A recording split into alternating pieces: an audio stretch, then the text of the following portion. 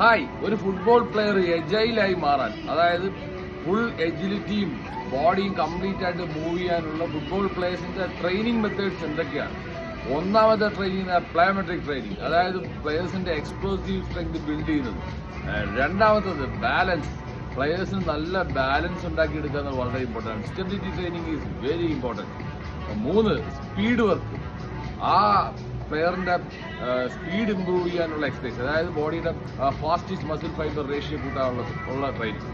നാല്, strength training, നല്ല power ഉണ്ടാക്കിയെടുക്കാനുള്ള ട്രെയിനിങ്, അത് വെയിറ്റ് ട്രെയിനിങ് എക്സസൈസുകൾ ഉപയോഗിക്കാം. അഞ്ചാമത്തത് ഡ്രിൽസ്, വിത്ത് ബോൾ ഡ്രിൽസ്, ഒരുപാട് ഡ്രിൽസ് പ്ലെയേഴ്സിന് ചെയ്യിക്കുക.